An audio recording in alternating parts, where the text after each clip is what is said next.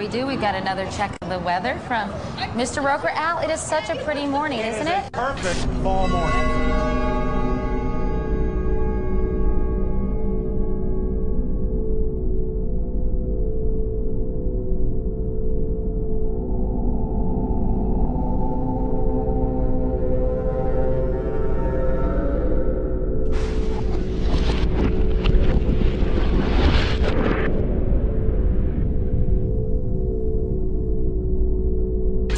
This is an NBC News special report.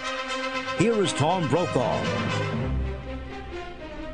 September 11th, the year 2001, a day unlike any other in the long course of American history, a terrorist act of war against this country.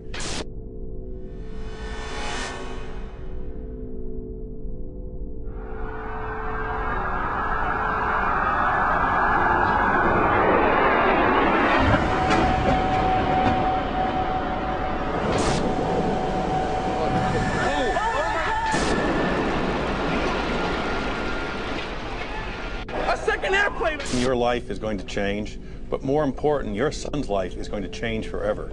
America will never be the same after September 11th, 2001. Oh my God! He's on almost everyone's list of the most likely suspects for today's attacks. The alleged mastermind, America's most wanted terrorist, Osama bin Laden. He has described the United States as the devil. This is the beast. Meanwhile, Osama bin Laden is a name that we have been hearing all day long. They now believe that bin Laden was responsible. I'm told that Osama bin Laden likely deployed more than 50 terrorists. They are now, and I'm quoting here, 90% certain. Somebody provided the logistical support for this operation, and clearly the only person. Bin Laden comes to mind right away, Mr. Brimmer. Indeed, he certainly does. Bin Laden. This is his M.O. We have to look to the Middle East. We have to look to Osama bin Laden. Osama bin Laden. Osama bin Laden. Bin Laden. Osama bin Laden. Osama bin Laden. Remember, 24 hours ago, it was the Bush tax cut, the Bush budget, the Bush economy. You don't hear any of that tonight. It's America's enemy. America's under attack.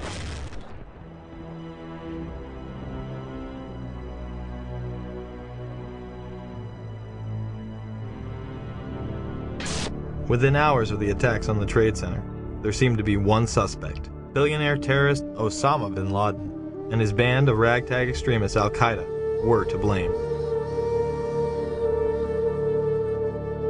They successfully struck the #1 military power in the world in an unprecedented fashion.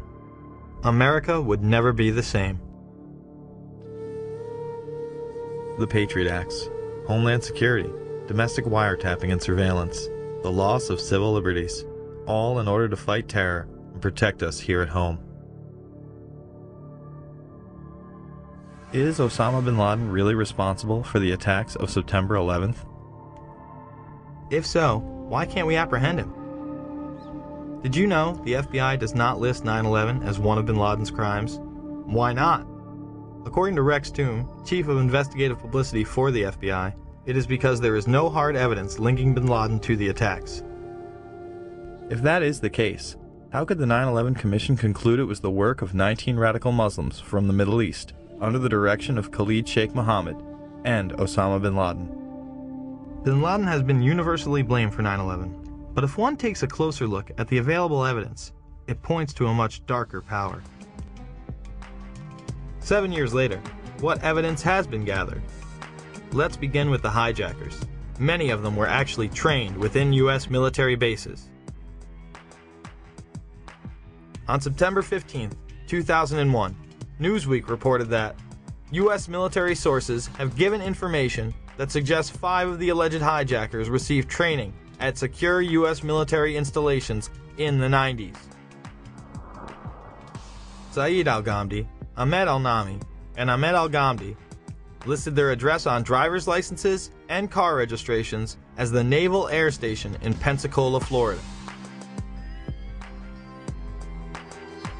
Another indication of how the hijackers were tied to U.S. bases was reported on September 12th by Fox in D.C. They stated, congratulatory phone calls were made from a separate aeronautical school in Florida, which suggests inside help for the hijackers.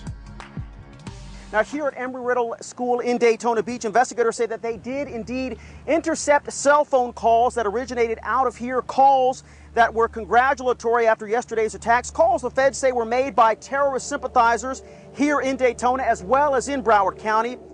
The New York Times would report that the Defense Department said that Atta had gone to the International Officer School at Maxwell Air Force Base in Alabama, Abdulaziz Al-Amari to the Aerospace Medical School at Brooks Air Force Base in Texas, and Saeed Al-Ghamdi to the Defense Language Institute at the Presidio in Monterey, California. The Vice Chancellor for Student Affairs at the Defense Language Institute, where Al-Ghamdi trained, went public and said, "Bush knew of the impending attacks on America. He did nothing to warn the American people because he needed this war on terrorism. He was quickly disciplined and threatened with court-martial." Even when neighbors called the CIA on hijacker Walid al-Shiari, nothing was done. Now, you might think that some of the neighbors would be shocked to find out that a suspected terrorist lived right down the street from them, but at least one woman we spoke with was not surprised at all. Diane Albritton was so concerned about what was happening inside the home at 502 Orange Street, she called the CIA. Why was she suspicious? The odd coming and going, the different rental cars, the odd-looking people that came and went. At that time, she says, the agency was not interested. How could it be that the CIA wasn't interested in this woman's story? Other government officials would go public as well. J. Michael Springman, a former head of the Visa Department in Jeddah, Saudi Arabia, would blow the whistle that the United States was taking part in covert programs as far back as 1987 to funnel in and protect Islamic terrorists. Well, it began in Jeddah when I was repeatedly told to issue visas to unqualified applicants. This went on for quite some time during most of my tour there. Under the American immigration laws, you need to demonstrate that you're going to the United States for a specific purpose. And typically, in such a situation, you're going to sign a business deal, or you're going to go as a tourist to see the Grand Canyon, or you're going to the United States as a student to study a particular course of study. And these were people that had no job in one instance. He was a Sudanese who was unemployed in Saudi Arabia and a refugee from the Sudan. But he got a visa for national security purposes after it was taken out of my hands by the chief of the consular section. At basis, though, I really think that these were more CIA assets, people that were recruited, like all of the folks I've been issuing visas to a couple of years previously. And these people were tools to be done for a job. Well, the visas issued to the hijackers in Jeddah came about as a result of it being a CIA consulate. It was the 5th largest visa issuing post in the Middle East. It was pretty much a closed system, and they simply brought them through there, knowing that they would be protected by the agency, that people would get their visas, or if they didn't get the visas, they could be made to be given visas. Once I got back to the United States and was out of the Foreign Service, I ran across a couple of people with ties to the American government that told me another story, that the CIA was recruiting fighters for the Afghan war against the then Soviets, and that their asset, Osama bin Laden, was working with them.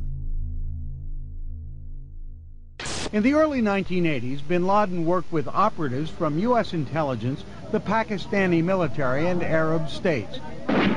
They ran a wide-ranging covert network that recruited and financed Muslim fighters to battle the Soviet army. It is now known that Osama bin Laden was a CIA asset under the codename Tim Osman. Bin Laden would use this handle when he would visit the States. The relationship between bin Laden and the CIA was essentially, he was one of their assets, one of the people they could turn to for help if they had questions. If they wanted somebody recruited, if they wanted somebody sent somewhere, if they wanted information, if they wanted something done, they went to bin Laden. Bin Laden isn't wanted by the FBI, and he was on a CIA payroll? Is he the brutal Islamic terrorist we have been led to believe, or a mere frontman? My question was, is it not true that the United States government paid $300 million to the bin Laden family for the construction of the military camps? At that point, then the person who was testifying had no choice but to admit, yes, that the money had gone to the bin Laden family for the construction of those military training facilities in Afghanistan. However, he added that none of that money went to bin Laden himself. Of course, it was a joke. Osama wasn't the only one working with U.S. intelligence. Hijackers also had ties to federal agencies. Alleged terrorists Khalid al-Mihdhar and Nawaf al-Zahami lived with and rented from an FBI informant. The New York Times stated on October 6, 2002, the Federal Bureau of Investigation had a confidential informer who rented rooms in California to 2 of the September 11th hijackers. But the Bureau is resisting a request from the Congressional Committee investigating the attacks to interview the informer and his FBI handler. Several members of the FBI had their investigations into terrorism impeded and shut down, especially when they got close to bin Laden. John O'Neill was the FBI counter-terror chief responsible for the investigation into Osama bin Laden. On August 22, 2001, after claims of a repeated obstruction of his investigations into Saudi funding, O'Neill left the FBI. This document is marked secret and WF, which means it walked its way out of the Washington Bureau of the FBI. It indicates that before the attack of September 11th, agents had wanted to question 2 members of a very powerful family for their connections to a suspected terrorist organization, Omar and Abdullah bin Laden. But the agents weren't allowed to. O'Neill went on to take a new post as head of World Trade Center security. He would move into his office days before 9/11 and be killed during the attacks. Yeah. I have 4 children. I've lost friends that John, my friend from the FBI was killed at. I lost people too. We lost a lot of family members. What did John O'Neill do before he worked in the World Trade Center? John was the FBI. Head of the FBI. He was tracking down Osama. He was tracking down Osama. Because the government didn't listen to him. The government didn't listen to him. The FBI. Hold on. We want to call a car on a car. The FBI fucked up. They knew about the flight training. Yes. That was a fuck up for having these people in our country. We all agree on something. And the important thing is you have to understand. I feel what you feel. I've lost friends there. I feel what you feel. That was our World Trade Center. That was our people that fucking died that day. At a time when bin Laden was the most wanted man in the world, why would intelligence agencies stop their own investigations, especially as they were closing in on him? Robert Wright and others within the FBI also had their investigations into terrorism stopped prior to 9/11. Since August of 1999, I've been working to legally expose the very real and foreseeable Middle Eastern terrorist threats to American citizens at home and abroad. From 1993 to 1999, I was assigned to the Chicago Division's Counterterrorism Task Force. The successful investigation, which was codenamed Vulgar Betrayal, V-U-L-G-A-R, Betrayal, led to the June 1998 seizure of $1.4 million of Middle Eastern terrorist funding. These funds were linked directly to Saudi businessman Yassin Qadi. On October 12, 2001, Yassin Qadi was designated by the United States government as a financial supporter of Osama bin Laden. Larry Klayman of Judicial Watch initially tried to help get Wright's story to the proper authorities. He wanted to come forward long before 9/11. We were taking those steps beginning last summer to do that. The FBI had 30 days to allow that to occur. They violated their own regulations. They covered it up. If you didn't hear me, I went specifically. I called the Attorney General's office just days after 9/11. I said, Dave Shippers and I represent a special agent of the FBI Chicago field office who has years of information about how the FBI did not do its job, did not in any way investigate in a meaningful way money laundering in the United States. You're now claiming you want to do this. I'd like to make them available to you, Attorney General Ashcroft. And I was met with a response by Michael Chertoff, head of the criminal division. We're tired of conspiracy theories. Michael Chertoff will later become the head of Homeland Security, the department set up to fight the war on terror after 9/11. Wright was also restricted from telling any specifics about their investigation. Robert Wright was then prevented from working on terror investigations. So what happened to Wright? He was demoted in and around the time period leading up to 9/11. He's working on innocuous, meaningless things. That's what he's doing. Yes. he's a paper pusher, is because these monies were going through some very powerful U.S. banks with some very powerful interests in the United States.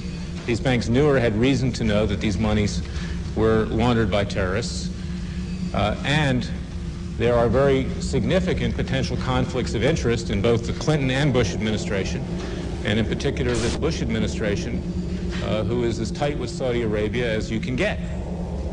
The president's father used to stay with the bin Laden family when he would go to Saudi Arabia. Former President Bush spent the night in D.C. at the White House on September 10th. We've also learned at NBC that there was a President Bush in the White House during the morning of these events. His father, former President Bush, was actually at the White House the morning of the attack. The next day, elite financiers of the Carlyle Group would meet. This global private equity investment firm would profiteer enormously from the wars in the Middle East. At the table were both Bush Sr. and Osama's brother, Shafiq bin Laden. The Bush and bin Laden families had been members since the 90s and would reap the benefits of terrorism coming to America. After 9/11, the company would become public.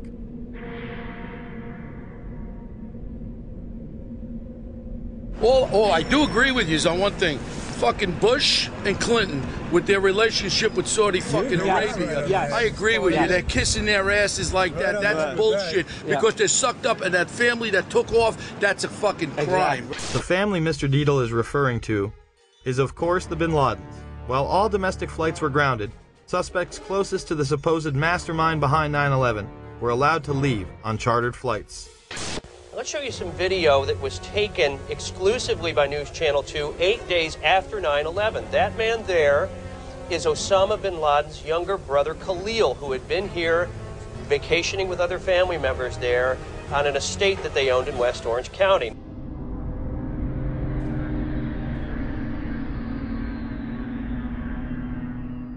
Now I guess we can safely say that there were people within the FBI and other agencies who actively protected and aided the alleged terrorists. With all the resources available to U.S. intelligence, you would think that someone within would have detected something. Well, one did. The Black Operation Program Able Danger identified the hijackers prior to 9/11, but the FBI wasn't interested.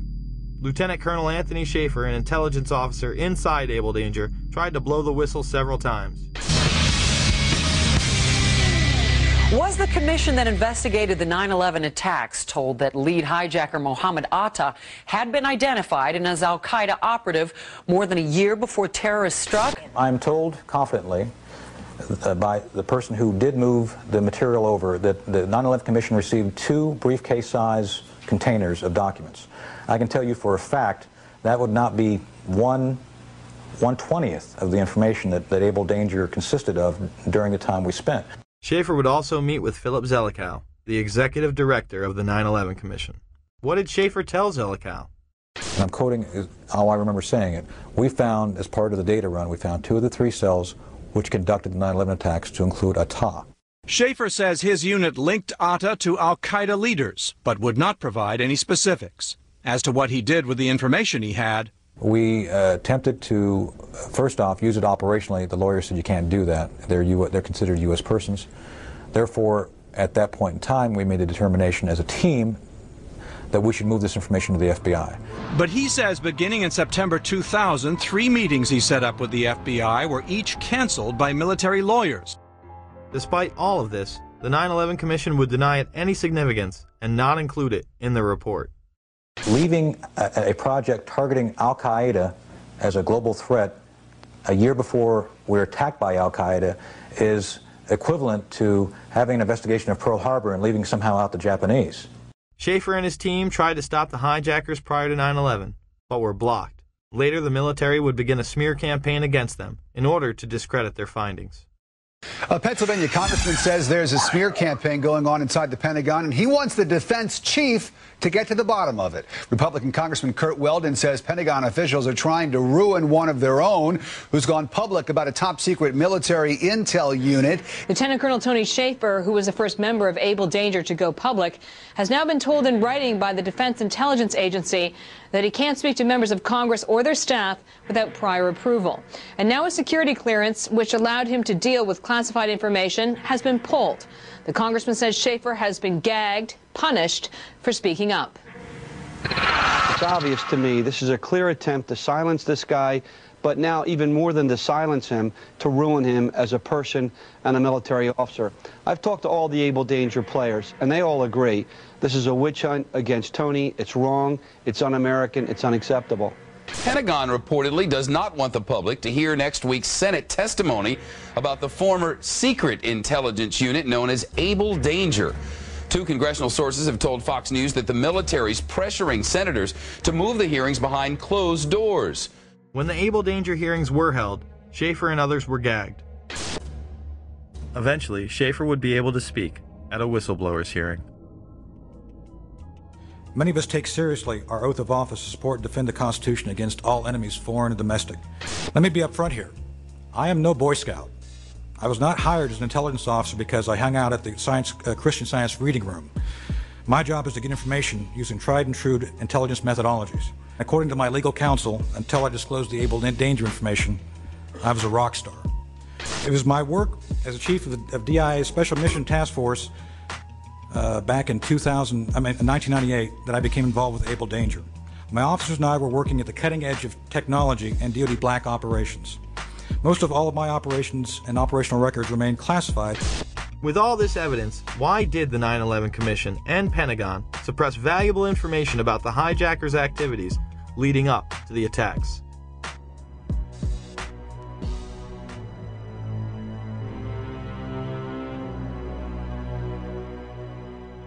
It was widely reported that men had been celebrating the attack after recording the first plane strike. They were not Al-Qaeda, but they were detained. I grabbed my binoculars and I could see the towers from my window. And this is where I'm looking. And all of a sudden, down there, I see this van park. And I see three guys on top of the van. And I could see that they were like happy. You know, they didn't look shocked to me. You know, they didn't look shocked.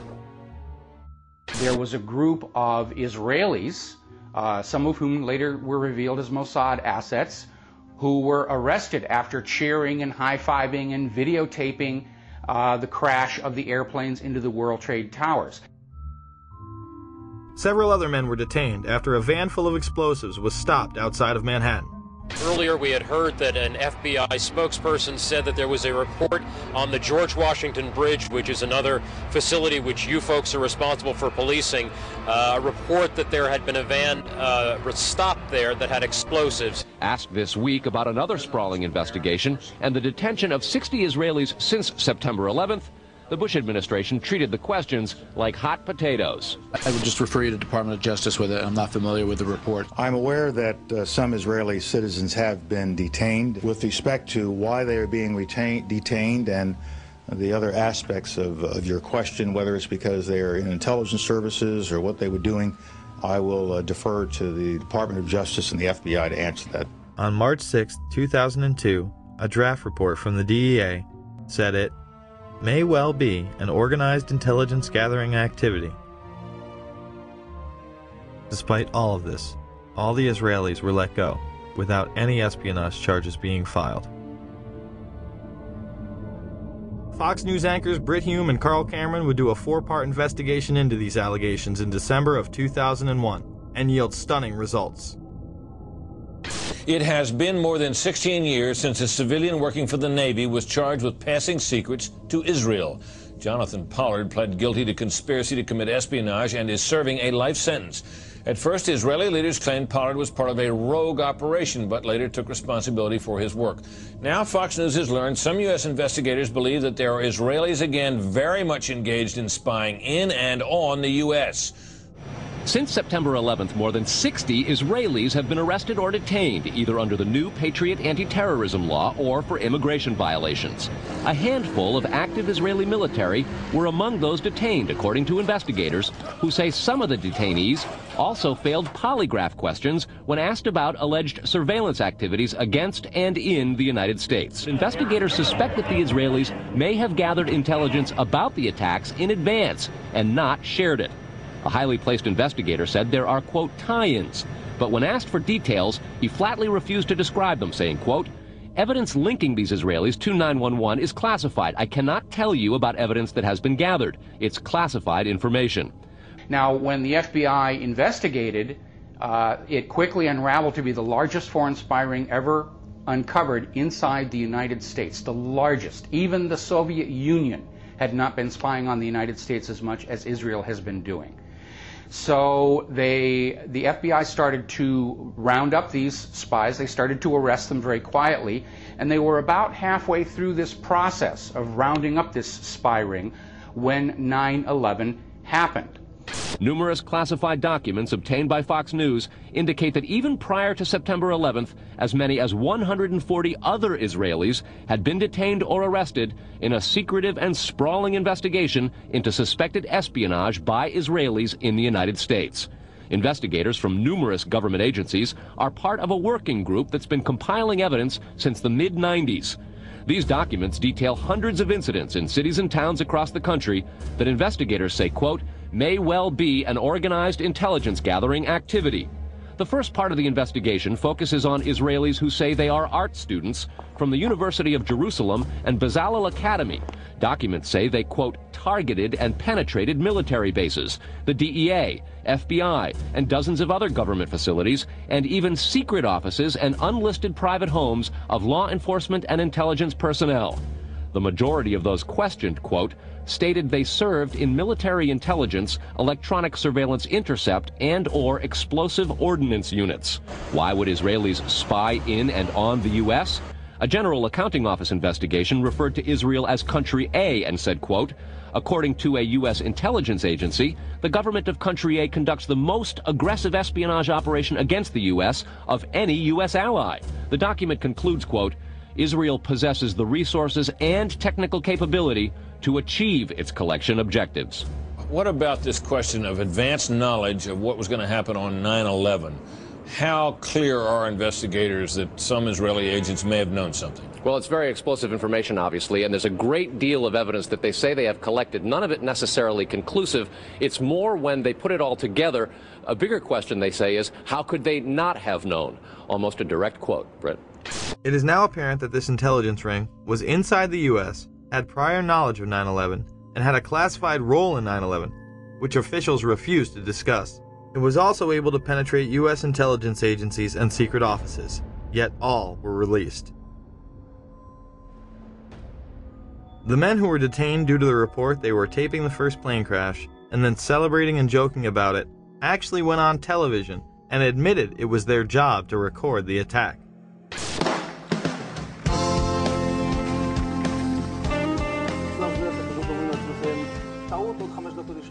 And at that point, we were taken for another round of questioning, this time related to our allegedly being members of Mossad.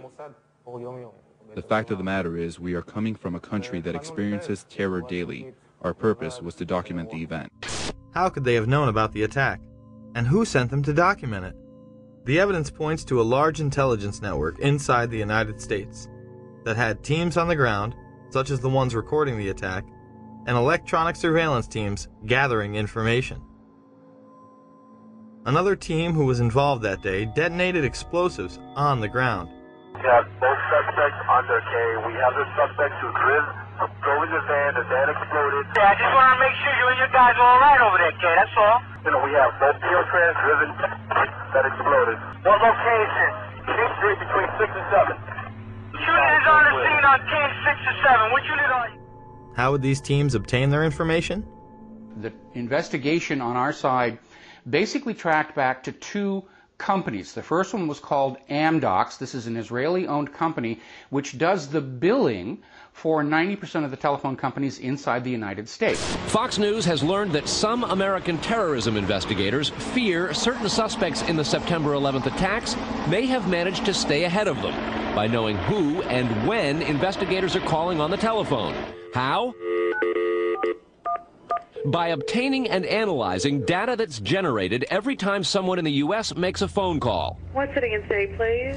Here's how the system works. Most directory assistance calls and virtually all call records and billing in the U.S. are done for the phone companies by Amdocs Limited, an Israeli-based private telecommunications company.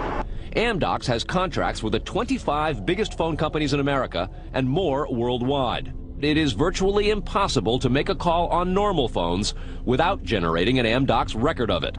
In recent years, the FBI and other government agencies have investigated Amdocs more than once. Sources tell Fox News that in 1999, the super-secret National Security Agency, headquartered in northern Maryland, issued what's called a top-secret, sensitive, compartmentalized information report, TSSCI, warning that records of calls in the United States were getting into foreign hands, in Israel in particular.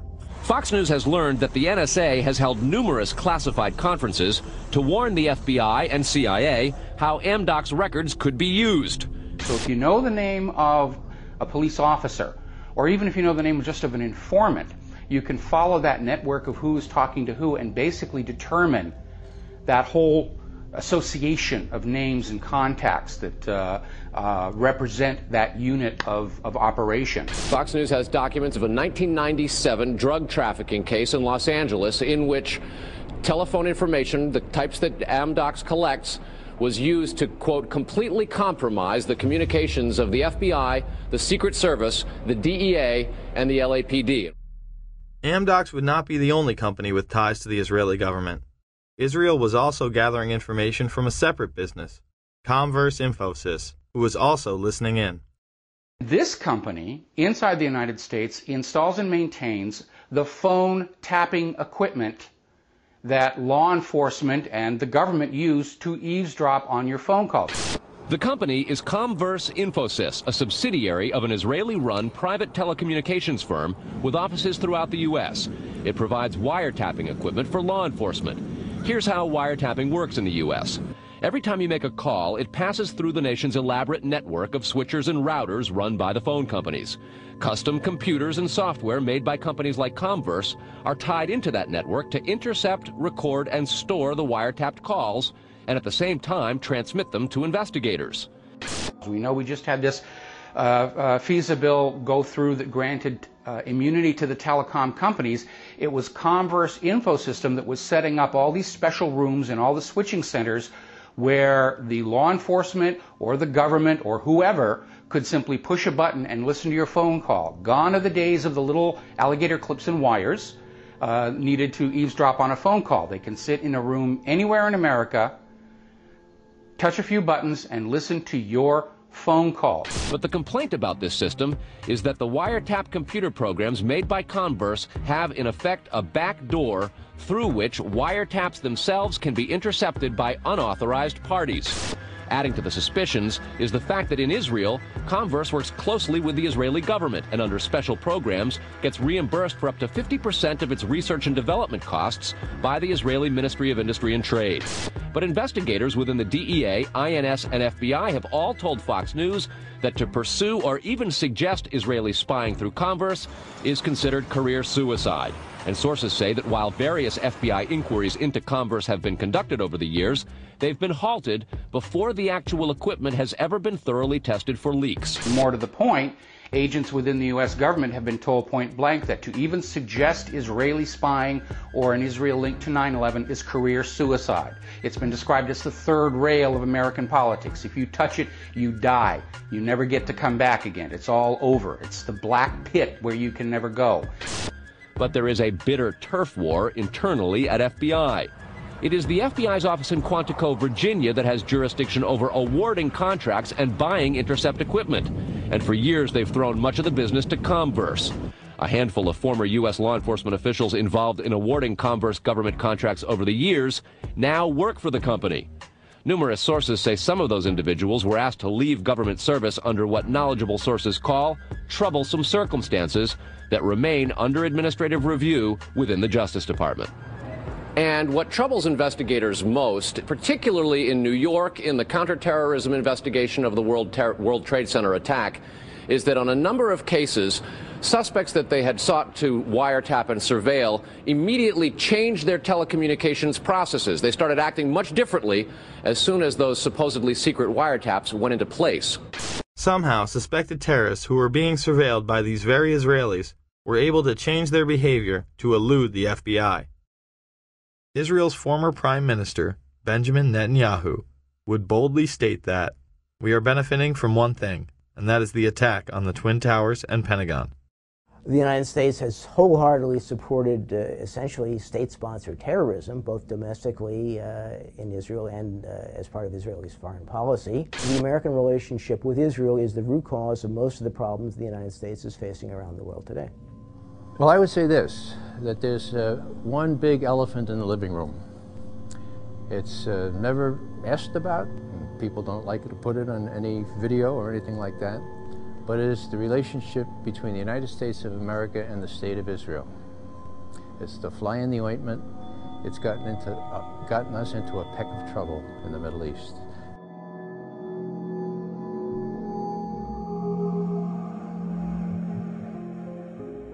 Confirmation of these allegations against Israel would finally come in January of 2008, when the Times Online would tell FBI whistleblower Sibel Edmonds' story.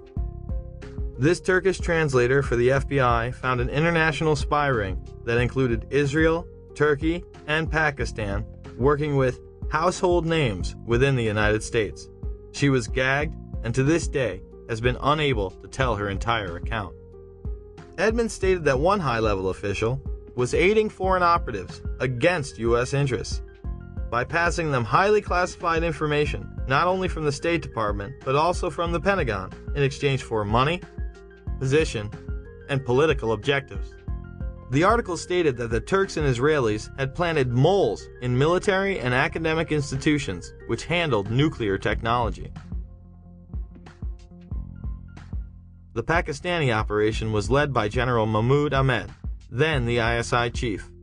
Intelligence analysts say that the members of the ISI were close to Al-Qaeda before and after 9/11. Ahmed was accused of sanctioning a $100,000 wire payment to Mohammed Atta, one of the 9/11 hijackers, immediately before the attacks. Oddly enough, General Ahmed would be in Washington, D.C., meeting with George Tenet, the current director of the CIA, and others, in the weeks before the attacks. In fact, on the morning of 9/11 itself, he would be having breakfast with Senator Bob Graham and Porter Goss. These two men would co-chair the initial congressional investigation, and Goss would later become the head of the CIA. I was trying to make the point that Ahmed didn't hide the fact, when we met with him in Pakistan and when he was in Washington, that he was close to the Taliban, that was his job, to be close to the Taliban. Graham would go on PBS and have this to say. I was surprised at the evidence that there were foreign governments involved in facilitating the activities of at least some of the terrorists in the United States. I am stunned that we have not done a better job of pursuing that to determine if other terrorists received similar support, and even more important, if the infrastructure of a foreign government assisting terrorists still exists. Most of that information is classified, I think overly classified. I believe the American people should know the extent of the challenge that we face in terms of foreign government involvement. In that report, 27 pages would be completely redacted. And do you think that will ever become public? Which countries are talking about? It'll become public at some point when it's turned over to the archives, but that's 20 or 30 years from now. We need to have this information now. Are you suggesting that you are convinced that there was a state sponsor behind 9/11? I think there is very compelling evidence that at least some of the terrorists were assisted, not just in financing, although that was part of it, by a sovereign foreign government. The day after the attacks, it was apparent that some people within the government were aware of the Pakistani funding of Al-Qaeda. Secretary Powell, one country you didn't mention was Pakistan, and I understand that your deputy has spoken with the ambassador to Pakistan. Deputy Secretary Armitage did meet with Pakistani officials today. It would be useful to point out to the Pakistani leadership at every level how helpful they might be if we find a basis to act upon that information. Senator Joe Biden, who had also met with the head of the Pakistani ISI, would have harsh words on the Senate floor. And the word should go out to those who pretend that they wish to be our friends, that they're going to have to make some very difficult choices. Pakistan in particular is going to have to make a very difficult choice very soon. Words will not be sufficient. Actions will be demanded. When Biden was confronted, he confirmed his meeting with Ahmed, saying Pakistani intelligence was indeed funding the Taliban. Sir, one question. In the days following 9/11, you met with the head of Pakistani ISI, General Muhammad Ahmed. It has since come to light that he ordered Saeed Sheikh to wire $100,000 to Muhammad Atta. Why was he allowed to go back to Pakistan, and why wasn't he questioned, and why were you meeting with him? I met with him to deliver a message that if he didn't stop supporting the Taliban, we would take him out. Why did we let him go? We let him fly freely. We never investigated him. We never even looked into him. Look, there's a thing called diplomatic passports. We did not arrest Khrushchev when he came. But he financed the hijackers, and you let him go, and he's free. He hijacked the hijackers. No one knew he financed the hijackers. It's wired. It's reported. He would later state that the information was indeed classified. How did you know the ISI was helping the Taliban, sir? How did you know they're helping them out? It is classified? Pakistan was set up as the silent funding arm of the hijackers. They were used as a launching base for the occupation of Afghanistan. To review, we have just learned that many of the hijackers had ties to U.S. military installations, the FBI, and the CIA. That both Israel and Pakistan have classified roles in 9/11 to this day, and the man who co-chaired the initial investigation into 9/11 stated this information would be classified for at least 20 to 30 years. Virtually none of this information was in the 9/11 Commission report. Instead, you are expected to believe that Osama bin Laden carried out the attacks alone. Yet 2 wars and 7 years later, he's still on the loose. The bipartisan commission was full of insiders, who whitewashed the events of that day to the point it was comical. 5 years after the horrors of 9/11, there's a new way to look at those unforgettable images. Through color, caricature, and captions, comic book veterans Ernie Colon and Sid Jacobson have brought to life the 9/11 Commission Report. It took a year and a half to distill 600 pages down to less than 150. When you hear about the idea of the 9/11 Commission Report as essentially a comic book, your first reaction is, what are you, crazy? It's accurate. I mean, the graphic version is accurate. That's what happened. Thomas Keane was the co-chair of the commission with Lee Hamilton. They would write a book together called Without Precedent. In it, he would claim that NORAD and the Pentagon did not tell the truth, and that indictments were considered. If the report itself wasn't accurate, how could the comic book be? Thomas Keane is now traveling the country in order to instruct teachers on how to teach 9/11 to their young, impressionable minds. The 9/11 Commission was such a cover-up that Max Cleland, an appointed member, went off on Wolf Blitzer. A deal announced yesterday between the White House and the commission investigating the September 11th attacks is proving to be rather controversial. Under the agreement, only certain members of the commission will be allowed to review classified documents from the White House, and their notes will be subject to administration review. Today, some relatives of people who were killed in the attacks criticized the agreement, and our next guest, who's a member of the commission, claimed the deal is disgusting. Former Georgia Senator Max Cleland, a Democrat, joins me here. Well, you've used the word deal 3 times. I don't think the 9/11 Commission ought to be making deals with our own government under the responsibility we have from the Congress and our responsibility to the American people to get all the facts, and let all the commissioners look at those facts. Now, we've had to subpoena the FAA for those documents. We've had to subpoena NORAD for those documents. I'm in favor of subpoenaing the White House for the documents we need so that all the commissioners can get to see all the documents that we need. That's the only way we can face the American people and the families and say we have done a thorough investigation independently of the White House and the entire executive branch. The president has said only a minority of the commission can see a minority of the documents, and then they have to clear what they're going to say to the rest of the commission with the White House. If you're one of those 4 that gets to see these documents, would that change your opinion? No. They don't want any more eyeballs to see their documents than they can possibly get away with.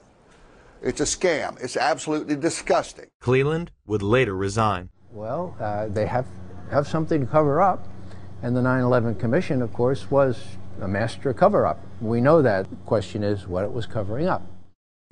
I don't believe the reports on September 11th put out by the 9/11 Commission or by Congress. I've seen one put out by the 9/11 Commission, and it was basically hundreds of pages of nothing. It was very generic. It was very indirect, indistinct, devoid of facts, devoid of hard positions. It was things like mistakes were made. We need to improve human intelligence. This is nothing. I mean, it's like, yes, I stand for truth, justice, and the American way, but it was vapid. It was a waste of time and money, but gives the impression that, oh yes, the government is doing something, the government is studying the issue. Well, what makes me really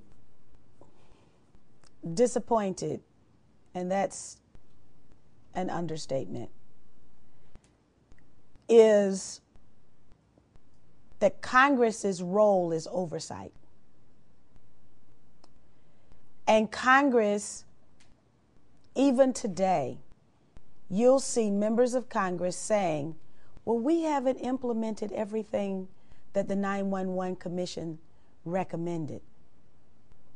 And the 9/11 commissioners have said that the administration obstructed them, lied to them. The staff statements were described by various commissioners to be an indictment of the FBI in particular, but also an indictment of the CIA. I don't think the chairman and I have ever characterized the staff statements as an indictment. It's possible others have done that. We have not. And Tom and I have heard repeated praises from people in your business, in the media business, thanking us for the quality of those statements. I would second that, and by the way, I never, ever would correct the vice chairman, but I'm afraid I did characterize one of those statements as an indictment. So how can you start with a document that you know is false and take that to the American people as a document by which Congress's accomplishments should be measured? Dennis Kucinich would present 35 articles of impeachment against the Bush administration in June of 2008. He would stand before the House for almost 3 hours before reading the last few articles, which were regarding 9/11. He alleged that the administration had not acted on specific warnings prior to 9/11, that they had attempted to cover this information up, and they had tried to stop any commission from being organized in regards to investigating the attack. Article 33.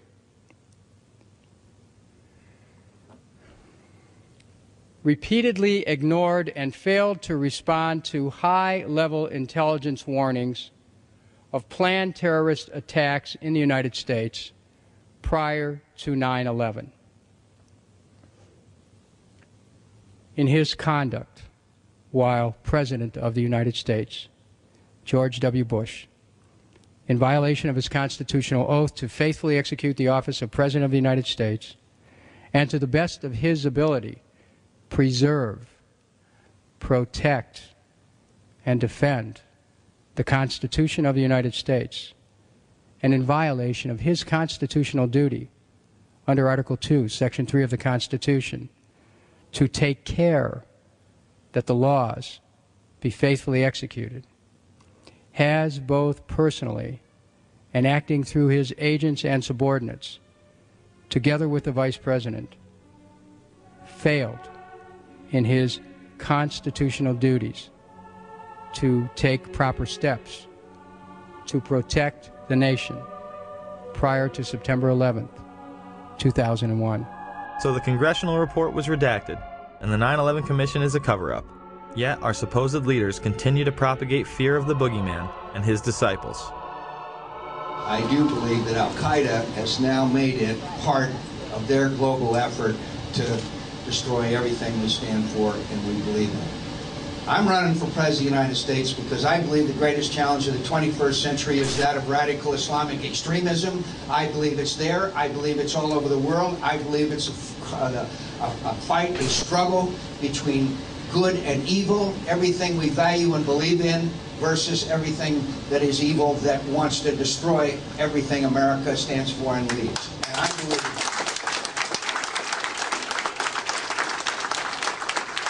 it was an Osama bin Laden job with 19 people from Saudi Arabia.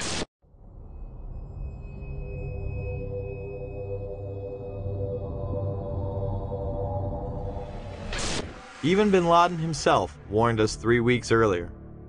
Osama bin Laden warned 3 weeks ago that he would attack American interest in an unprecedented attack, a very big one. There was a report, you'll recall, that the Mossad, the Israeli intelligence agency, did indeed send representatives to the U.S. to warn just before 9/11 that a major terrorist attack was imminent. Prior to 9/11, it was widely reported that hijacked planes could be used as weapons. By Youssef's group and bin Laden's group to undertake a suicide mission. Murad narrated to us about a plan by the Ramsey cell in the continental U.S. to hijack a commercial plane and ram it to the CIA headquarters in Langley, Virginia, and also the Pentagon. And they found more evidence, pointing to other targets, evidence the Philippine government says it passed on to the U.S. The targets they listed were CIA headquarters, Pentagon, Transamerica, Sears, and the World Trade Center. President Bush even received the Phoenix memo, stating bin Laden was determined to strike in the U.S. in August, right before the attacks. The president was aware that bin Laden, of course, as previous administrations has been well known, that bin Laden was determined to strike the United States.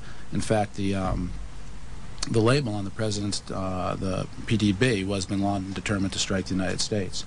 On August 6, 2001, President Bush was presented a President's Daily Brief article titled, "Bin Laden Determined to Strike in U.S." The lead sentence of that President's Daily Brief indicated that bin Laden and his followers wanted to follow the example of World Trade Center bomber Ramzi Youssef and bring the fighting to America. The article cited a more sensational threat, reporting that bin Laden wanted to hijack a U.S. aircraft. The President's Daily Brief item included information from the FBI indicating patterns of suspicious activity in this country, consistent with preparations for hijackings. The president broke his silence today about the revelations earlier this week that he had been briefed before September 11th about a possible al-Qaeda hijacking plot. The comments took place in the White House South Lawn setting where the press could not ask questions. While he was honoring the Air Force football team, his comments diverted to what has become topic A in Washington. You know what's interesting about Washington? It's a town, unfortunately, it's the kind of place where second guessing has become second nature.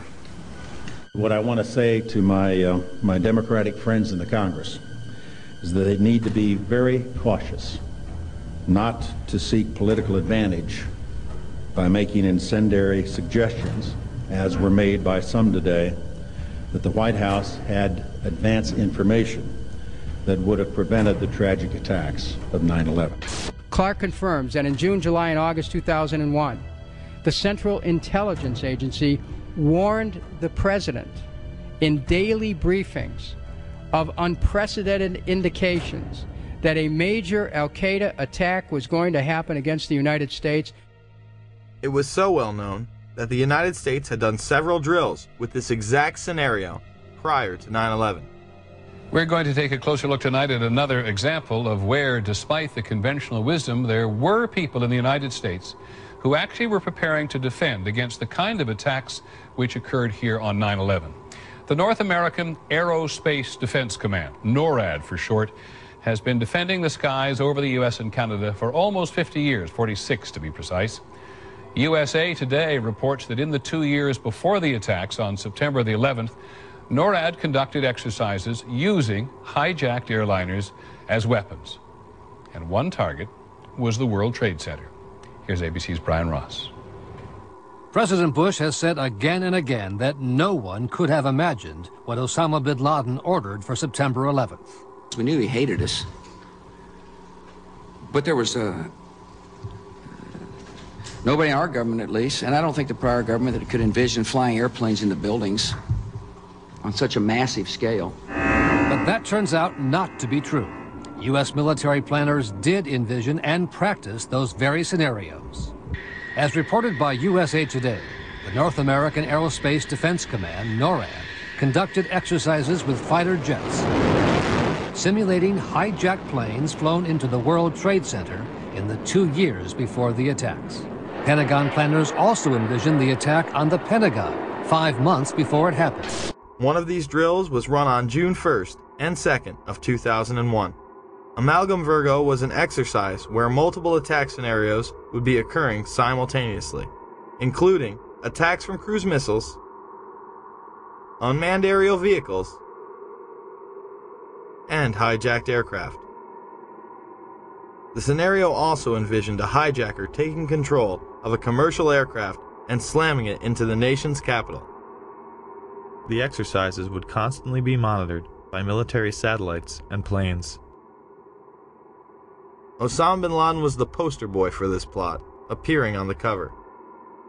Isn't it a fact, sir, that prior to September 11, 2001, NORAD had already in the works plans to simulate in an exercise a simultaneous hijacking of 2 planes in the United States? Colonel Scott, do you have any data on that? I'm not aware of that, sir. I was not present at the time. That was Operation Amalgam Virgo. Yes, sir. So what did happen on 9/11? The truth is, there was a lot more going on that day than we are being told. There were several war games and exercises being run simultaneously, involving multiple government agencies. John Fulton and a team from the CIA would be conducting a drill at 8:45 a.m. out of the National Reconnaissance Office in Chantilly, Virginia, in which a plane is crashed into a building. Other drills would literally cripple our defensive and investigative abilities on that morning.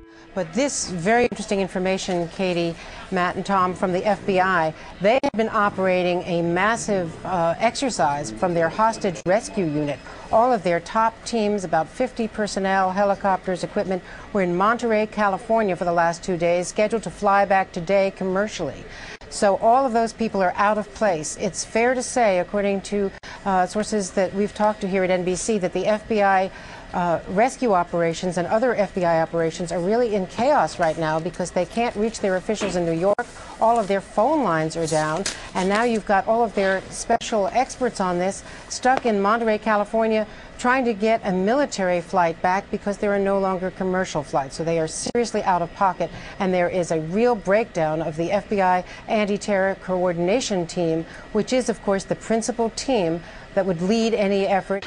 I actually found myself in Montana with 50 state emergency managers, the director of FEMA, his top staff at the National Emergency Management Association conference, number of emergency managers from New York State, from Pennsylvania, from Virginia, Maryland, the district, most in New England, made the flight on a C-130 last night. It was one of the only flights across the country, a military aircraft. Northern Vigilance would redirect fighter jets out of the northeastern sector to patrol Canada and Alaska. Vigilant Guardian and Vigilant Warrior were exercises involving hijacked aircraft that would go in and out of radar. These would appear real to those involved. We fought many phantoms that day. We got many aircraft calls inbound that morning that turned out to be phantoms. During that time frame, we had multiple aircraft called hijacked all over the country. These exercises would not cease until after United 93 was brought down and the attacks were over. Open line. Surveillance, Sergeant Richmond. Sergeant Richmond, Sergeant Light from Cheyenne Mountain Test Control. How are you? I'm doing fine. Okay, I need you to terminate all exercise inputs coming to Cheyenne Mountain at this time. Copy. And stay on loop until I verify that the connectivity is disconnected on the exercise side only. Okay, no, do not do any more inputs on the exercise side and stand by. I got Cheyenne Mountain on the line. Terminating all exercise inputs. So, Grover, in case you didn't know, there's exercise. Oh, yes. In fact, more hijackings were thought to be taking place. On the radar scope, And it's not just a video game. It's actually people's lives that you're trying to keep from running into each other. Other planes were thought to have been hijacked and almost shot down. An aircraft inbound to Whitehorse from Alaskan airspace was a hijacked aircraft, and that the military flight crews were aware of this, and they were en route to intercept the aircraft. Some of these war games and their details remain classified to this day. So is it any wonder that Donald Rumsfeld gave these warnings to military personnel the day after the attacks? Finally, I'd like to say a word or two to the men and women in the defense establishment, most of whom deal with classified information. When people deal with intelligence information and make it available to people who are not cleared for that classified information, the effect is to reduce the chances that the United States government has to track down and deal with the people who have perpetrated the attacks on the United States and killed so many Americans. Later in the day, weapons are found planted on several other planes. A U.S. official says of the hijackings, these look like inside jobs. Sources tell Time that U.S. officials are investigating whether the hijackers had accomplices deep inside the airport's secure areas. And then there's the story of Flight 23. As bad as things were on Tuesday, there is a possibility that they could have been even worse. There was some kind of an altercation involving 3 men described by a Port Authority of New York and New Jersey police source as Middle Eastern in appearance. They attracted the suspicions of the gate staff boarding that flight. They had already gotten on the plane. They're asked to leave the aircraft. They refuse to get off. The airline, following its normal procedures, according to this police source, calls the police, which immediately dispatch an emergency service team. So now you have a squad of heavily armed officers that are coming toward the airplane. And when they get there, the men have vanished. The gate staff can't find them. It matches with the type of flights, the transcontinental flights that were hijacked in the other 4 instances. Another disturbing fact, if indeed there was an altercation and these men felt they had a case to make and were being treated unfairly, you can't imagine they would have disappeared from the airport. They would have stayed around and pled their case with the police. It is extraordinarily unusual to have an airline, after it has boarded passengers, be so suspicious that it's going to ask these customers to get off the airplane. We got a phone call from a law enforcement officer who was on vacation, was in the United Airlines terminal at the time. As soon as he approached, they walked out of the terminal and he looked over. He described them as Middle Eastern in both appearance and dress. Not sure what that means, but that was his description. He said when they left the terminal through the glass doors, he saw them meet a 3rd man, and they then left. Inside the bags, officials found Al-Qaeda instruction sheets, but false identification prevented investigators from ever locating the bag's true owners. Coincidentally, the hijackers' identification would be found the exact same way. There have also been reports of luggage that did not make the plane connection that appears to be tied to one of the alleged perpetrators, and this is being reported by the Boston Globe, and contained within the luggage were supposed to be Arabic language flight training manuals as well as videotapes pertaining to operating an aircraft. Then we have that mysterious suitcase with all of the hijackers' names and all of this incriminating evidence that is supposedly taken by one of the hijackers to the airport. Why, if they are planning on a suicide attack, would they even bother to pack a suitcase? Or if they're just packing a suitcase to look like they're checking luggage, just throw clothes in there. Why put a Koran? Why put flight manuals? Why put all this incriminating information if it's supposedly going to get burned up? And then magically, amazingly enough, this one suitcase doesn't make it onto the connecting flight to New York. And it's just there in baggage handling, waiting to be discovered and found. If the passengers on Flight 23 used false identification, why wouldn't the other hijackers? Based on my personal belief and based on the events of that morning, the decision to halt airplanes, in all likelihood, probably precluded other attacks. Atta and 3 others would do dry runs of the attacks before 9/11. Actor James Woods and others on the plane even filed separate reports to the FAA. Again, nothing was done. I was on a flight, without going into the details of what made me suspicious of these four men, although it would have been blatantly obvious to the most casual observer, I took it upon myself to go to the flight attendant and ask to speak to the pilot of the plane. The first officer came out. I reported to him that I felt that the four men, and I said, can you look over my shoulder and see who I'm talking about? And he said, yeah. I said, I think they're going to hijack this plane. I mean, everything they're doing, and I explained to him these details, which I've been asked to keep private until whatever jurisdiction, whatever trials may take place.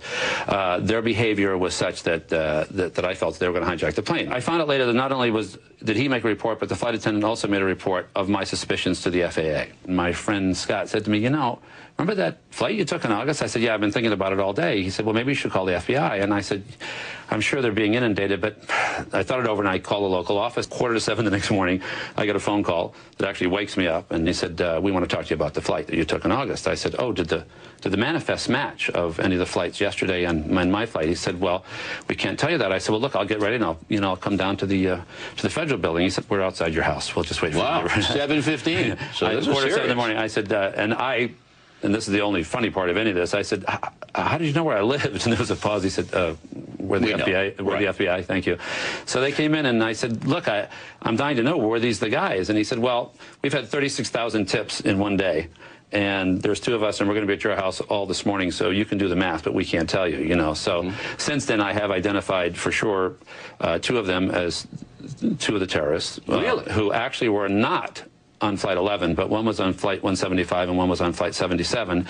And I've been told unofficially, not by the FBI, but by someone else in actually a higher level of government, believe it or not, just through a coincidence, through a mutual friend, that all four of them were terrorists involved. As I explained to the FBI, they said, what was your first instinct? And aside from certain things like four guys getting on a transcontinental flight without any hand luggage, they said to me, what did you think these guys were? I said, well, I thought they were either four law enforcement officers or four terrorists, in that they had that thing that guys who are undercover or on a mission have between each other. Just more evidence that the hijackers had intelligence ties.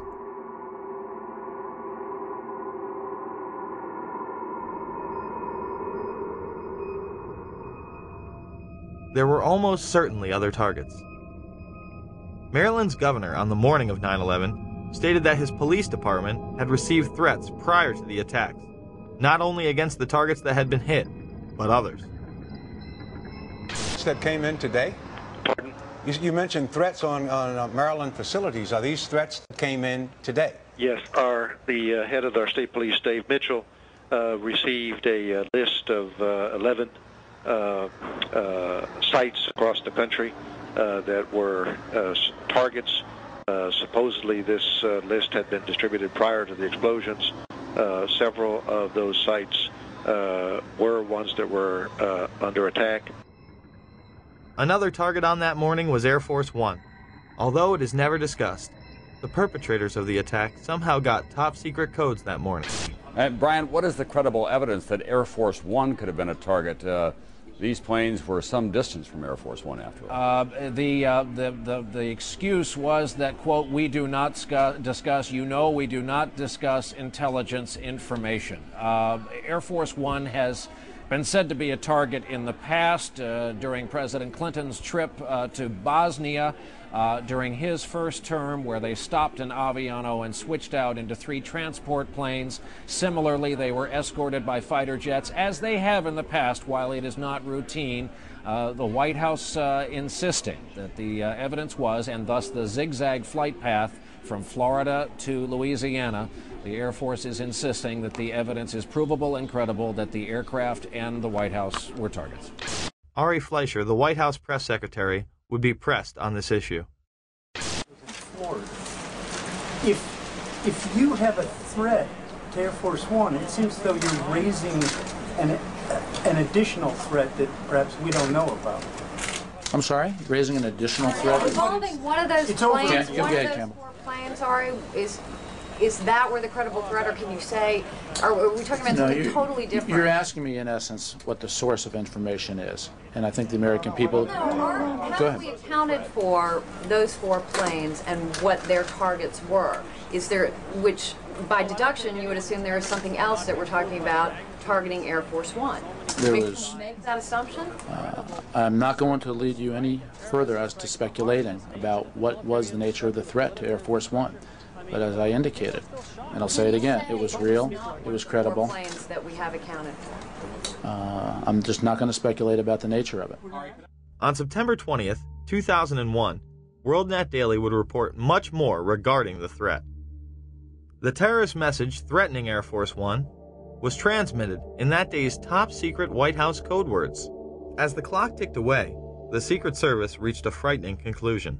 The terrorists had obtained the White House code and a whole set of top-secret signals. This made it possible for a hostile force to pinpoint the exact position of Air Force One, its destination, and its classified procedures. In fact, the hijackers were picking up and deciphering the presidential plane's incoming and outgoing transmissions. In the week after the attacks in New York and Washington, more hair-raising facts emerged. The terrorists had also obtained the code groups of the National Security Agency and were able to penetrate the NSA's state-of-the-art electronic surveillance system. They seemed to have at their disposal an electronic capability that was more sophisticated than the NSA. They also believe that the terrorists are in possession of all or part of the codes used by the Drug Enforcement Agency, the National Reconnaissance Office, Air Force Intelligence, Army Intelligence, Naval Intelligence, Marine Corps Intelligence, and the intelligence offices of the State Department and Department of Energy.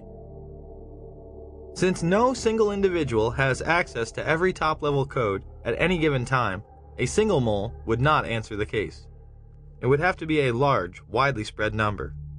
U.S. experts do not believe bin Laden was capable of infiltrating double agents into the heart of the U.S. administration on a large scale.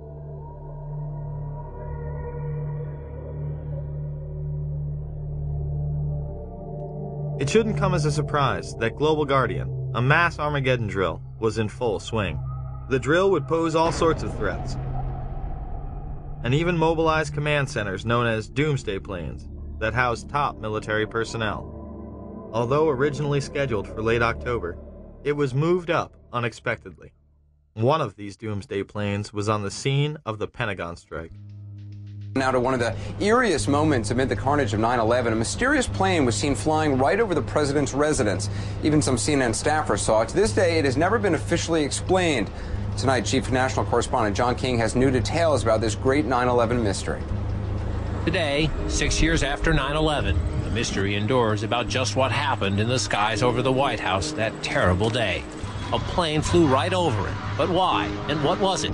It appeared overhead just before 10 a.m., a four-engine jet banking slowly in the nation's most off-limits airspace. About 10 minutes ago, there was a white jet circling overhead.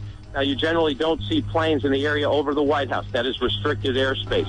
Two government sources familiar with the incident tell CNN it was a military aircraft, but say the details are classified. This comparison of the CNN video and an official Air Force photo suggests the mystery plane is among the military's most sensitive aircraft, an Air Force E-4B. Note the flag on the tail, the stripe around the fuselage, and the telltale bubble just behind the 747 cockpit area. The E-4B is a state-of-the-art flying command post, built and equipped for one reason: to keep the government running no matter what, even in the event of a nuclear war. The reason it was nicknamed the Doomsday Plane during the Cold War. They exercise this type of thing all of the time, and they simply don't talk about it. So it doesn't surprise me that they are very closed-mouthed about it. Ask the Pentagon, and it insists this is not a military aircraft, and there is no mention of it in the official report of the 9/11 Commission. But 6 years later, the Pentagon, the Secret Service, and the FAA all say they, at least for public consumption, have no explanation of the giant plane over the president's house, just as the smoke began to rise across the river at the Pentagon. There is also footage of another white mystery plane in the restricted airspace over New York City before the second attack, and as the second plane strikes the World Trade Center.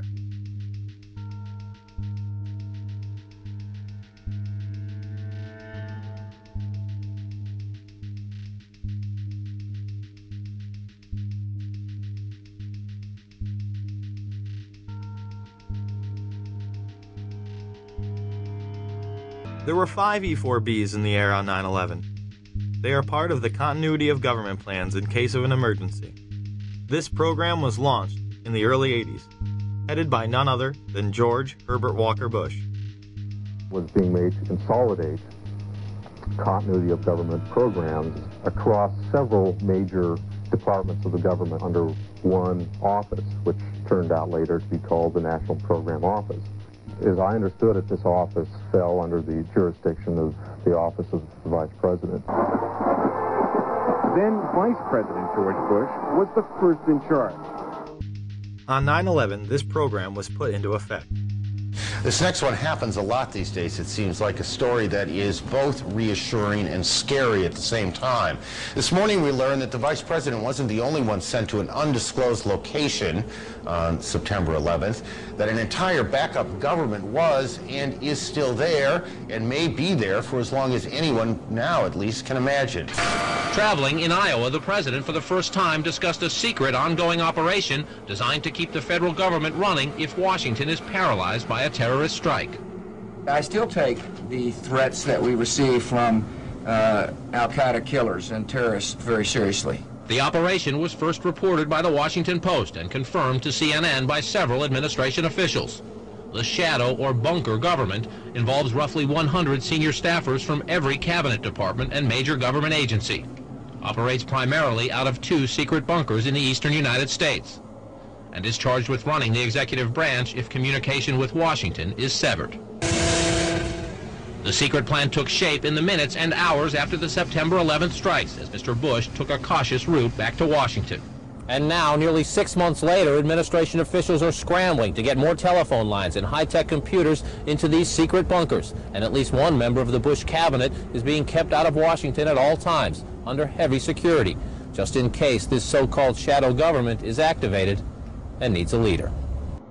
Despite it being on television and in numerous papers, most people continue to deny that a shadow government even exists. Now, what if I told you that Dick Cheney was the reported head of this group on the day of 9/11? President Bush cracked jokes about it at a prime rib dinner. The Vice President has been moving among secret locations to provide continuity of government. A year ago, Dick was running the country, Bush said. Today, he lives out of a little suitcase. Cheney has been part of the succession program since its inception.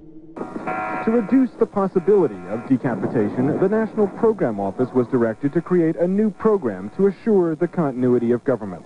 It was known as the Presidential Successor Support System, or PSQ.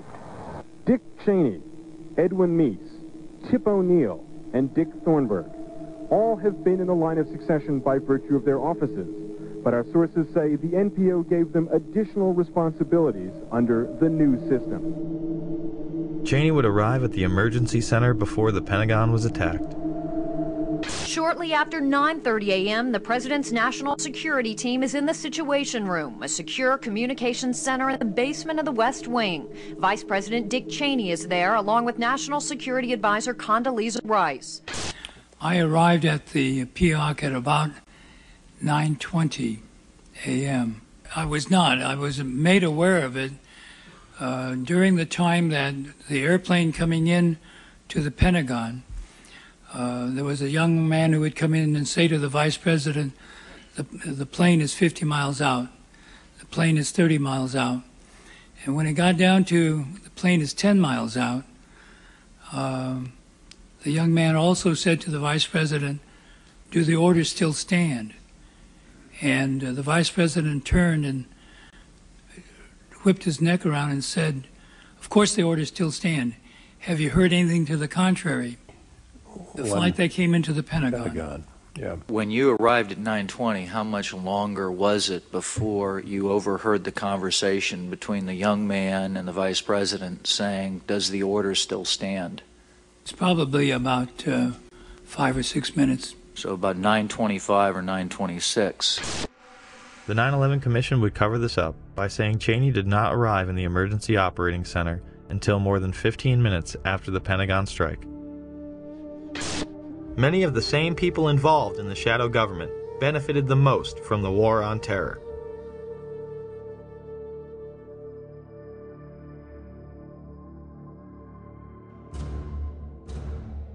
A key hub for intelligence was the Salomon Brothers building, also known as World Trade Center 7.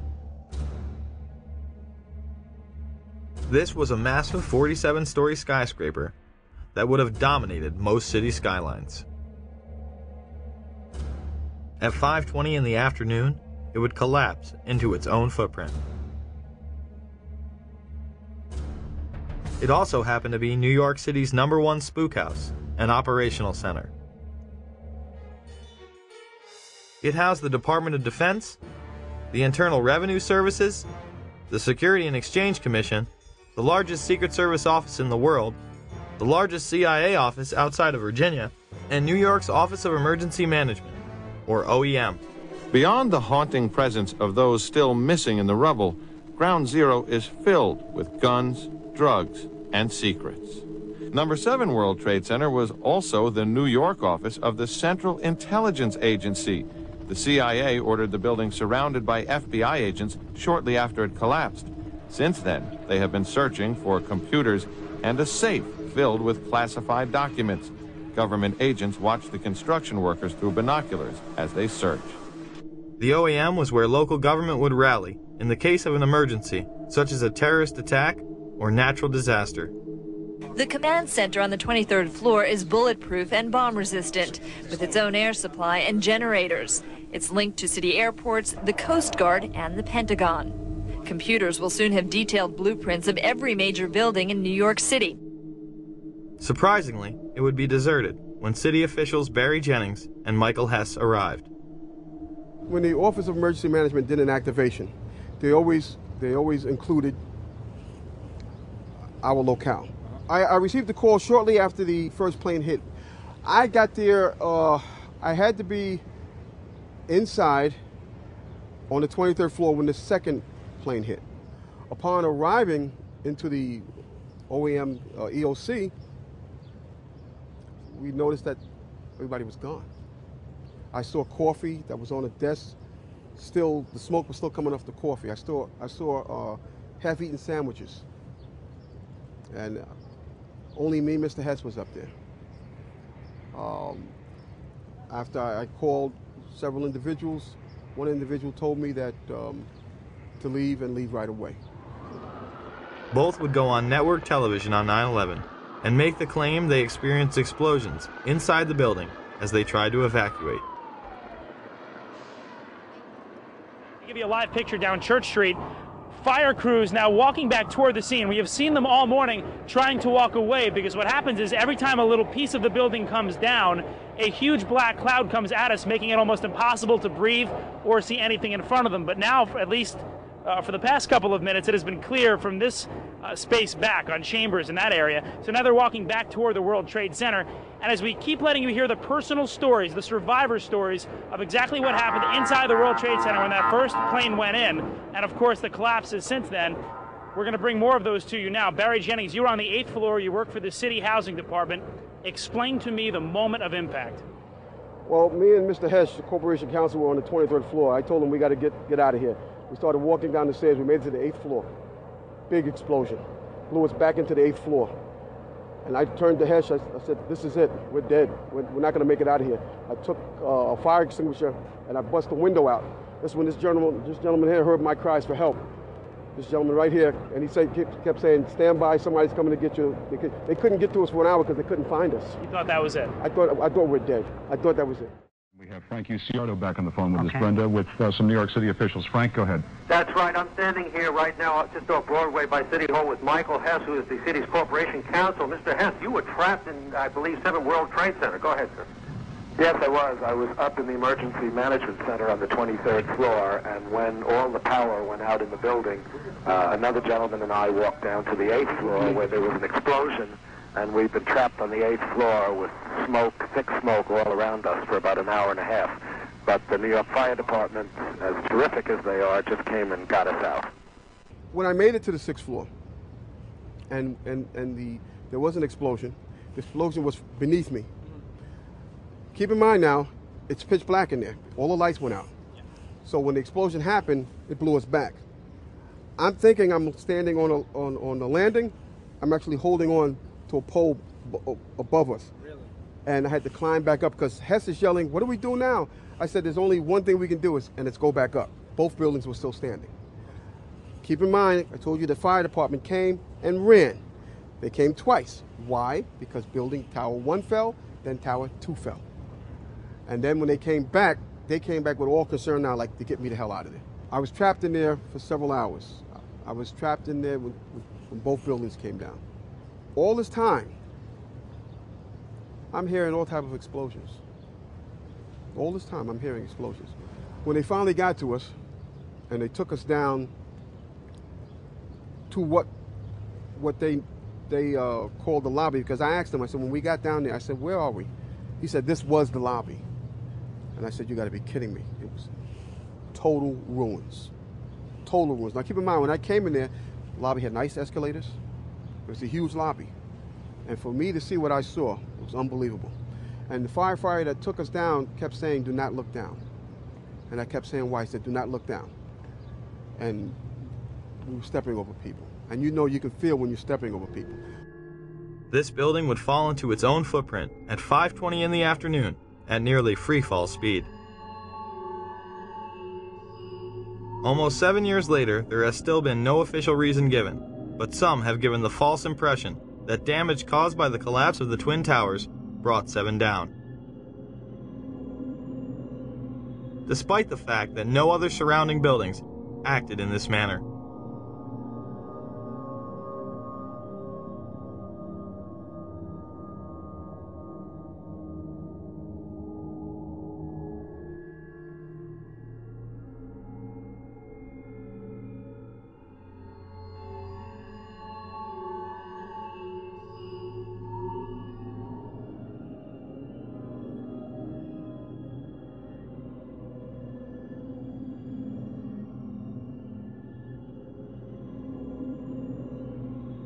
Dr. S. Shyam Sunder would make the claim, on behalf of the National Institute of Standards and Technology, that on about a third of the face, to the center and to the bottom, approximately 10 stories, about 25% of the depth of the building, was scooped out.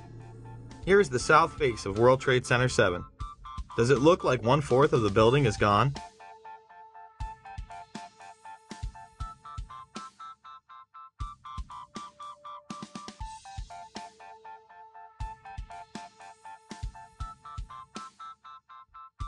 Perhaps we should take a look inside.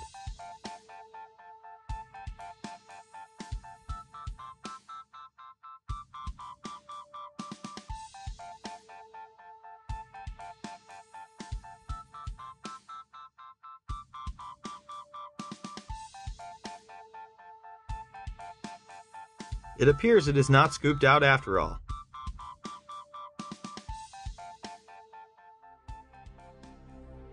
Members of the media were reporting that the building had collapsed due to structural damage and fire, more than 20 minutes prior to it going down. Now, more on the latest building collapse in New York. You might have heard a few moments ago, I was talking about the Salomon Brothers building collapsing, and indeed it has. Apparently that's only a few hundred yards away from where the World Trade Center towers were. And it seems that this was not a result of a new attack. It was because the building had been weakened during this morning's attacks. We'll probably find out more now about that from our correspondent, Jane Stanley. Jane, what more can you tell us about the Salomon Brothers building and its collapse? The building can clearly be seen in the background as Jane Stanley reports its demise. Jane, I think many of us, when we heard the news, perhaps on the radio earlier today, were... The feed would be cut before the building collapsed. And just couldn't comprehend it. I mean, it almost sounded too far-fetched. I was wondering what it felt like for you being in Manhattan. Well, unfortunately, I think we've lost the line with Jane Stanley. They called me down. I think it was part of the 9/11 Commission. They asked me the same questions that you guys are asking me. And at that point, they said, "Okay, thank you." And they sent me on my way. And yeah, you told them pretty much everything you just told us. Yes. That you were in the building, got rocked by an explosion. Yes. All that. Yes. And you know that they didn't mention Building 7 once in the commission report. I told them that's where I was. It was very, to tell you, it was very scary because they looked like very important people. Yeah. That were questioning me about certain things. And I don't know if they like the answers I gave. I could care less. I gave my account of it, the truth, and that was it. That day I'll never forget. And the explanations that were given to me is totally unacceptable. Totally unacceptable. I'm just confused about one thing, and one thing only. Why World Trade Center 7 went down in the first place. I'm very confused about that. I know what I heard. I heard explosions. The explanation I got was it was the fuel oil tank. I'm an old boiler guy. If it was a fuel oil tank, it would have been one side of the building.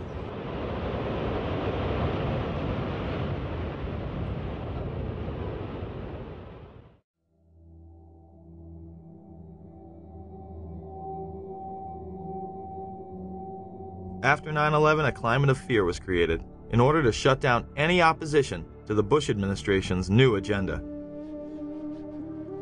A week after 9/11, anthrax began appearing in the mail. The letters were made to look as though they were the work of Muslim extremists, claiming "Death to America" and "Allah is great." Now, if you remember, these anthrax letters, they were written to appear to be from semi-literate Muslims, very crude handwriting, all of this, all of that. They really do look more like movie prop letters than real letters. The targets were government buildings, media outlets such as CBS, NBC, the New York Post, and politicians such as Senator Daschle and Leahy, two members of the opposition party. When the FBI tested the anthrax, it was highly refined and weaponized. Colin Powell would go on CNN and deny these allegations. No, I think we've had a lot of stories over the past 4 or 5 days. First it was weaponized anthrax, then it was highly refined, and then when it was analyzed, it was discovered it was none of the above. The anthrax used in the attacks was identical to that of the Ames strain, which led the investigation to Fort Detrick. An analysis of the anthrax that was sent to Senator Daschle's office shows that this anthrax has a sophistication that leads people to know that it can only be produced by a PhD microbiologist, and it would have to have been done in a small, well-equipped microbiology lab. This appears to be the so-called Ames strain. That was a strain of anthrax that was first isolated almost 50 years ago at a U.S. Department of Agriculture diagnostic lab in Ames, Iowa. What's uncommon about this is that it has been engineered in such a way to be, as they say, readily aerosolized. That means, in effect, that what somebody has done is taken the anthrax spores, added to them some kind of a chemical to get in the way of a normal electrostatic process that causes the spores to clump together. Chemical's been added to declump them, in effect. That makes them very fine. They are able then to be dispersed very readily into the air. The Washington Post would report, genetic fingerprinting studies indicate that the anthrax spores mailed to Capitol Hill are identical to stocks of the deadly bacteria maintained by the U.S. Army since 1980. Those labs can trace back their samples to a single military source, the U.S. Army Medical Research Institute of Infectious Diseases at Fort Detrick, Maryland. It's been made quite clear that Al-Qaeda wasn't behind this. It is a specialized biological weapon only produced by our military in one facility. High-level FBI and CIA officials said none of the 60 to 80 daily threat reports from intelligence sources contain evidence linking the anthrax attacks to Osama bin Laden's terrorist network. This did not stop the mainstream press from trying to blame Al-Qaeda. As investigators race to find answers to the recent wave of anthrax terror, we'll look at what investigators are targeting now.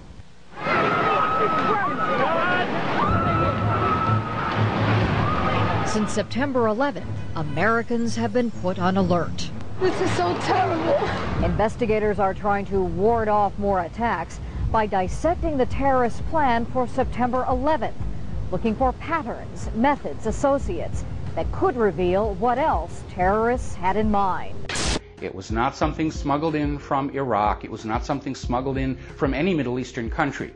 It was U.S. government ultrafine granulated weaponized anthrax spores. There was another story that the media absolutely would not touch, the story of Dr. Philip Zach. And it goes back to the U.S. government lab where the anthrax was stored.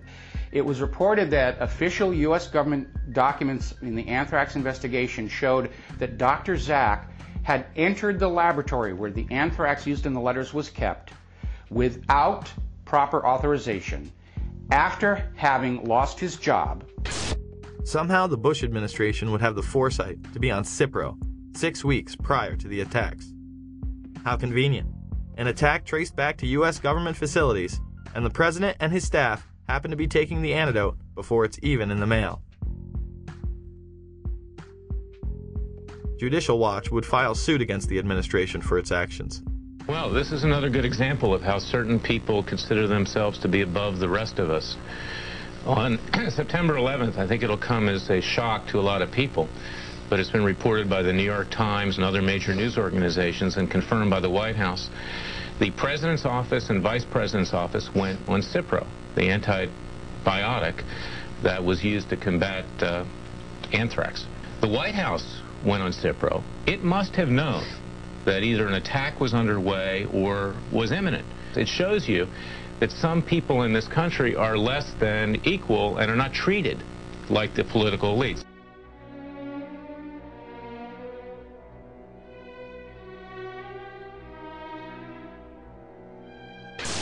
"9/11 was an international intelligence operation that included role players within our own government, as well as in the governments of Pakistan, Saudi Arabia, and Israel.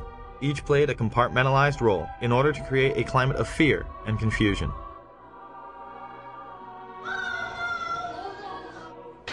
This, combined with the evacuation of government offices, kept any type of dissent off the radar. It was a time when Americans felt they needed to rally around their leaders, and they did. I can hear you!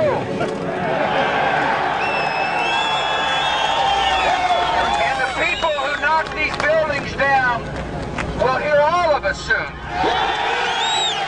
God bless America! USA! USA! USA! The power structure used that unity to pass nightmarish legislation, beginning with the Patriot Act, which was written before 9/11.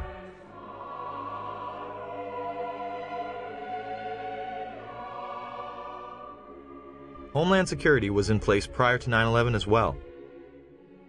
Another piece of this, which is something that has been well known to you all, is that the creation of the Office of Homeland Security was something that was planned even before September 11th. The Bush administration had even written up the plans to invade Afghanistan the week before 9/11. And as a result of a process that involved the CIA, the Department of Defense, the Department of State, the National Security Council, a national security presidential directive was developed and prepared throughout 2001 that was approved by what's called the Principals Committee, which is essentially cabinet-level officers involved in national security, on September 4th, 2001. That document was then finalized on September 10th. I think it was focused on al-Qaeda from the various earlier days. We fight a fabled enemy, the likes of which that can never be defeated.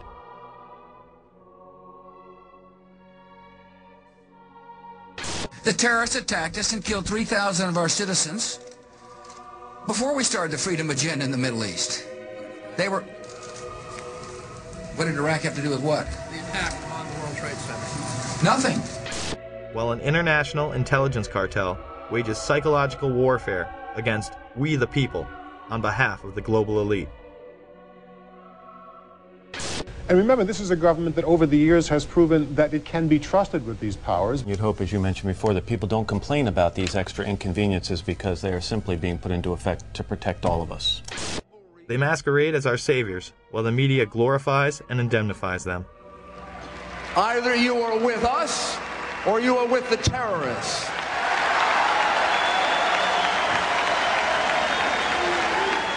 Don't let anyone tell you otherwise. Certainly not a disingenuous filmmaker who would have us believe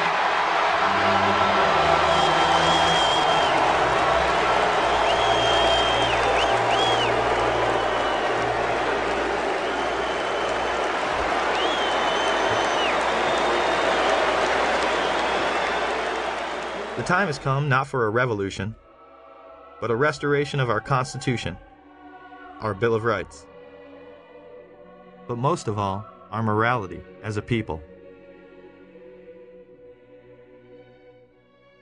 The question is, will we be able to put our consumerist obsessions aside long enough to make a difference? Can we put down the remote control and hold these tyrants accountable? It's up to us.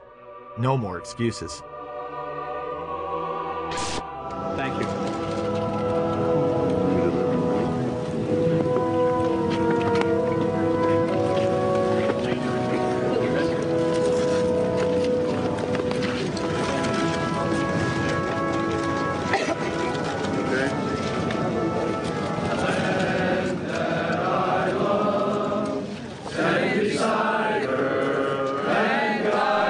This is wild. Through the night with the light from above, from the mountains, to the prairies, to the ocean. Down. Can't be doing no pictures. Okay, it's NBC News. Don't you understand? It's NBC News. I don't care who it is.